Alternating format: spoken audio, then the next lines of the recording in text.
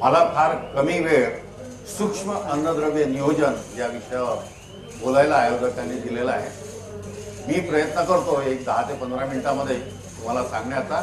या पलीकडे कोणाला जास्त माहिती हवी असल्यास इथे कृषी सल्ला केंद्र म्हणून एक अंकुरने आणि ॲग्रोव्हिजनने कमी अंतरावर अधिक कपाशीचं उत्पादन कसं मिळवावं त्या ठिकाणी माझी नेमणूक केलेली आहे, तर तिथे मी तुम्हाला उपलब्ध राहू शकतो।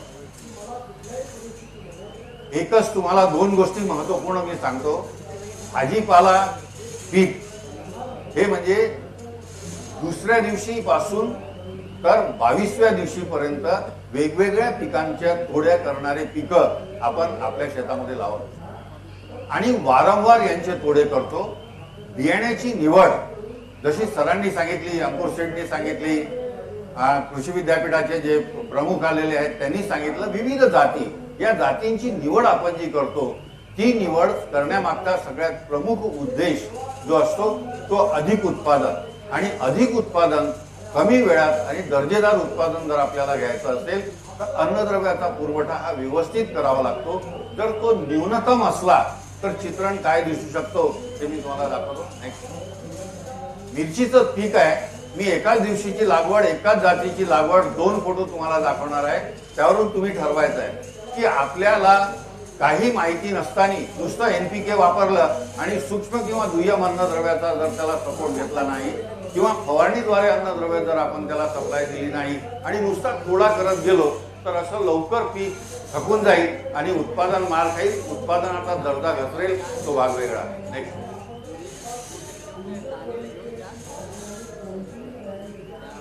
रिक्वायरमेंट म्हणजे गरजेप्रमाणे आपण बियाण्याची निवड का बरं आपण पैसे देऊन बियाणं खरेदी करतो?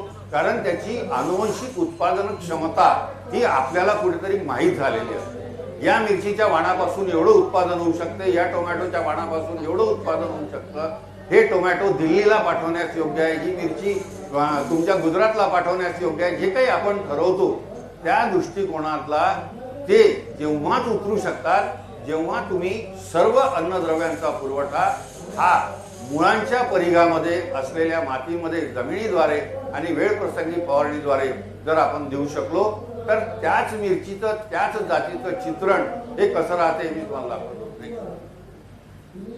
तिथे पानं पिवळी होती, आखूड होती, या सगळ्या गोष्टी वेगवेगळ्या पिकं तुम्हाला दाखवली आहे। नेक्स्ट, ही 16 अन्नद्रव्ये जी आहेत ही त्याला कारणीभूत आहेत आणि याचा एकात्मिक पीक पद्धत नियोजन ज्याला म्हणतो अन्नद्रव्य नियोजन, या नियोजनाने जर आपण याचा वापर केला तर आपली पिकं आपण कशी चांगली तयार करू शकतो याचंही तुम्हाला हे सांगतो।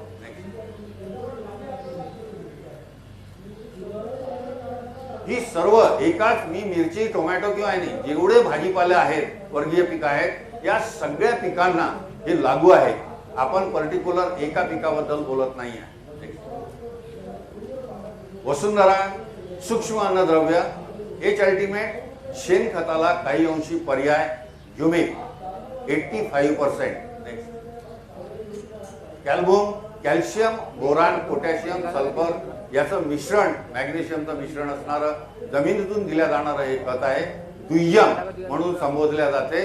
मिरचीच्या आतमध्ये असणारी पांढरी कांडी, बियाण्याची संरचना, भेंडीच्या आतमध्ये असणारी पांढरी कांडी, त्याच्या बियाण्याची संरचना, रंग इत्यादी सगळ्या गोष्टी या चांगल्या प्रकारे टोमॅटो ही सगळ्यांना लागू आहे की जिथे बारीक, ज्याला प्लासेंटा नाळ म्हणतो आपण, याच्या संगोपनासाठी आणि बीज जे असतं, बी तयार जे होतं आणि बियाचं स्टिम्युलेट बरोबर एकानंतर एक बी तयार होण्याची क्रिया, यासाठी जी अन्नद्रव्य लागत असतात प्रमुख अन्नद्रव्यासोबत, त्याच्यासाठी याचा वापर आपण प्रति एकर 10 किलो याप्रमाणे करू शकतो। नेक्स्ट, मस्त हे जे पीक आहे गर, तंतू, फायबर आणि तणनाशकाचा वापर ज्या ठिकाणी होत असेल त्या ठिकाणी मस्त हे ड्रिप मधून दिल्या जाऊ शकतं, फवारणीमधूनही दिल्या जाऊ शकतं। मॅंगनीज अमोनियम सल्फेट असं या उत्पादनाचं नाव आहे। नेक्स्ट, जलकुंभ, भाजीपाला पीक घ्यायचं असेल तर कायम ओलावा, पिकांना पाणी द्या, जमिनीला नाही। लिक्विड, ज्यांच्याकडे ड्रिपची शेती आहे त्यांनी 1.5 लिटर एका जमिनीला देऊ केल्यास 160 दिवस पर्यंत याचा आपण फायदा घेऊ शकतो. 3 दिवसात ज्या पिकाला पाणी देता येते ते पाणी आपण 5 दिवसावर देऊ शकतो. पाण्याचं नियोजन, कमी पाण्यामध्ये अधिक शेती आपण चांगली करू शकतो. ज्यांना ग्रॅन्युअलमध्ये द्यायचं आहे त्यांनी 10 किलो प्रति एकर खतासोबत मिक्स करून पिकाला द्यायचा आहे. कोणत्याही पिकाला, कोणत्याही भाजीपाला पिकाला देऊ शकता. नेक्स्ट, वेळ प्रसंगी फवारणीने सूक्ष्म अन्नद्रव्यांचा पुरवठा कीटकनाशकांसोबत, बुरशीनाशकांसोबत जर आपण केला तर कीड नियंत्रण आणि बुरशी नियंत्रण या दोन्हीसाठी तो फायदेशीर तर ठरतो. पण जे काही फळ काढणी आम्ही करतो त्याची गुणवत्ता, त्याचा दर्जा ठरवण्यास, आपल्याला चांगला भेटण्यास आणि त्याच्यापासून मार्केटमध्ये आपल्याला दर चांगले मिळतात यासाठी सहाय्यक ठरतं. जसं सरांनी तुम्हाला त्यांच्या संपूर्ण प्रेझेंटेशनमध्ये एक सांगितलं होतं की तापमान, बदलतं तापमान, म्हणजे आज जे तापमान जिथे 10 डिग्री पाहिजे होतं तिथं 16 डिग्री आहे. 16 ते 26 डिग्री तापमान जिथपर्यंत आहे तिथपर्यंत पिकांना जमिनीमधील सगळी अन्नद्रव्य ही चांगल्या प्रकारे उपलब्ध होतात. 16 पासून तापमान खाली गेलं आणि 26 डिग्री पासून हळूहळू तापमान जर का वर जात गेलं तर मग जमिनीत कितीही चांगल्या प्रकारे तुम्ही अन्नद्रव्य दिलेली असली तरी ती पिकांना मुळाद्वारे उपलब्ध होत नाही. अशा प्रसंगी रोज सकाळी रेडिओवरती तुम्हाला, संध्याकाळी रात्री 9:30च्या बातम्या झाल्यावरती टीव्ही वरती तुम्हाला त्या एरियाचं तापमान सांगितलं जातं. भाजीपाला उत्पादक शेतकऱ्यांना माझी नम्र विनंती आहे की त्यांनी या तापमानाचा अभ्यास आपल्याकडे जरूर ठेवावा, जेणेकरून बुरशी, कीड आणि अन्नद्रव्याची कमतरता या गोष्टी आपल्या लवकर लक्षात येऊ शकतात. नेक्स्ट, बोरान आणि सल्फर, भुरी रोग असेल किंवा लाल कोळी असेल तर कोळीनाशक आणि भुरीनाशकासोबत बोरान आणि सल्फर असलेले हे उत्पादन जर मारलं तर एकदा फवारल्यानंतर 25 ते 28 दिवस पर्यंत लाल कोळीचा प्रादुर्भाव किंवा पिवळ्या कोळीचा प्रादुर्भाव परतून येत नाही. दुसरं, त्याला परागीकरण आणि फलन या दोन्ही क्रियेमध्ये त्याचा सहभाग चांगला होऊ शकतो. एनहान्स अमिनो ऍसिड सोबत निकेल, कोबाल्ट आणि मॉलिब्डेनमचा समावेश अगदी सुंदर केलेला असल्यामुळे रोगराई, दुसरं फुलांची आणि फळांची अपरिपक्व स्थितीत गळ या दोन्ही गोष्टी त्याच्यामुळे नियंत्रित राहू शकतात. आणि नत्राचा वापर हा सर्वांगीण होऊन घेरदार पद्धतीने झाडं वाढतात, उभाट वाढत नाही. म्हणून एनहान्सचाही वापर आपण ड्रिपद्वारे आणि फवारणीद्वारे दोन्ही प्रकारे करू शकता. नेक्स्ट, बोरान भाजीपाला पिकाला अत्यंत आवश्यक, कारण परागीकरण आणि फलन ही क्रिया कायम राहणे, अधिक फूल आणणे, अधिक फुलासाठी औषधीचा वापर करणे, हे जे प्रकार आपण करत असतो तर परागीकरण आणि फलन त्यापेक्षा काही महत्वाचं आहे. म्हणून कॅल्शियम आणि बोरान हे दोन तत्व त्याला अतिशय महत्वाचे आहे. नत्राचा त्याला थोडा सहभाग लागतो आणि मॅग्नेशियम त्याच्या हिरवळीला लागतो. म्हणून कॅल्शियम, मॅग्नेशियम, नत्र आणि बोरान अशी फवारणी करणं गरजेचं आहे.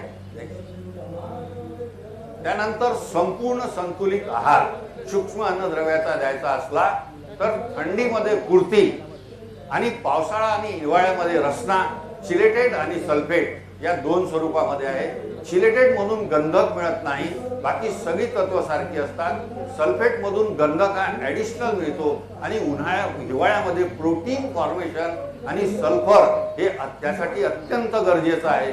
म्हणून या पिरियडमध्ये जर कुर्ती म्हणजे सल्फेट स्वरूपातील अन्नद्रव्यांचा वापर जर केला फवारणीमध्ये तर अतिशय फायद्याचं ठरतं. हा माझा स्वतःचा गेल्या 16 वर्षाचा अभ्यास वेगवेगळ्या सीझनला मी केलेला आहे. नेक्स्ट, त्यानंतर कुणाला फुलं आणि संगोपन एकत्र पाहिजे असल्यास जैविक, ज्याला आपण म्हणतो बायोस्टिम्युलंट, ही अधिक फुलं आणण्यासाठी आणि संगोपनासाठी त्याच्यामध्ये झिंक, कॉपर, मॅंगनीज, बोरान म्हणून रसना प्लस असं एक उत्पादन आम्ही तयार केलेलं आहे. 1 ग्रॅम 1 लिटर पाणी याप्रमाणे याचं प्रमाण आहे. नेक्स्ट, सिल्कोट, सिलिकॉन प्रत्येक भाजीपाला उत्पादक शेतकऱ्यांनी याचा वापर केल्यास थ्रिप्स आणि माइट्स आणि व्हाईट फ्लाय, रस शोषण करणाऱ्या किडी आणि पानांमधून पाण्याचं होणारं बाष्पीभवन रोखण्यासाठी त्याला गतिरोध करण्यासाठी सिल्क कोट हे 2 ते 3 मिली 1 लिटर पाण्यात टाकून आपण जर का फवारलं तर अतिशय सुंदर असे रिझल्ट तुम्हाला प्रत्येक भाजीपाला पिकावर येऊ शकतात. डिफेन्स रोपवाटिकेमध्ये मर बियाण्याला 3 ml 1 किलो याप्रमाणे तुम्ही बीज प्रक्रिया करून ते बी पेरू शकता किंवा वरून उगवल्यानंतर एक 10 ते 15 दिवसात रोपवाटिका किंवा लागवडीनंतर उगवणीनंतर याची फवारणी केल्यास मर रोगापासून आपण त्याचं नियंत्रण करू शकता. हे आम्ही केलेला अभ्यास या ठिकाणी तुम्हाला सांगतोय. 2 ते 3 मिली 1 लिटर पाणी याप्रमाणे प्रमाण आहे. आता ही वेगवेगळी संपूर्ण एकात्मिक अन्नद्रव्य नियोजनाने जी पिकं आम्ही उभारतो आणि शेतकऱ्यांना दाखवतो त्याचं एक छोटंसं चित्रण मी तुम्हाला दाखवतोय. नेक्स्ट या ठिकाणी तुम्हाला 1-2 मिनिटं थांबवतो. आलू सगळ्यात जास्त शेतकऱ्याचा लॉस म्हणजे गोळी आलू. जिथे 32% गोळी आलू निघण्याचा प्रॉब्लेम होता तो प्रॉब्लेम मी 5% आणलेला आहे एकात्मिक अन्नद्रव्य नियोजनाने. हा लातूर जिल्ह्यातील ममदापूर तालुक्यातील एका शेतकऱ्याच्या शेताचा फोटो आहे. एका ग्रंथीपासून दुसऱ्या ग्रंथीपर्यंत अन्नद्रव्याचं चलनवलन, फुलांची पात्यांची कळींची फळांची गळ कमी आणि रासायनिक अन्नद्रव्याची उचल चांगली यासाठी एच अल्टिमेट लिक्विड एक नव्याने 1 महिन्याआधी आम्ही हे मार्केटला देऊ केलेलं आहे. हे उत्पादन फवारणीद्वारे आणि ड्रीपद्वारे हे वापरले जाऊ शकते. मी तुम्हाला कमी वेळामध्ये जे पिकांचे फोटोग्राफ दाखवले आहेत त्यामध्ये घेण्यासारखं एकच होतं की पिकावरती एवढं लोडिंग असताना पत्ताकोबी फाटली नाही, फुलकोबीने रंग बदलला नाही, कांदा व्यवस्थितरित्या क्वालिटी दर्जाचा कांदा बाहेर आलेला आहे. आल्याच्या एका फणीचं वजन तुम्हाला 3 किलो काही ग्रॅम त्या ठिकाणी मी दाखवलेलं आहे.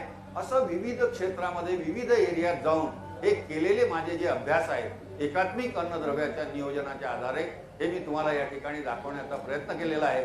आणि कमी वेळामध्ये मला जे काही तुम्हाला सांगता आलं ते सांगण्याचा या ठिकाणी मी प्रयत्न केला आहे. या उपर कोणाला अधिक माहिती पाहिजे असल्यास अंकुर स्टॉल शेवटच्या डोममध्ये एक अंकुरचा स्टॉल आहे आणि कृषी सल्ला केंद्र ॲग्रोव्हिजन आणि अंकुरतर्फे राबविले जात आहे.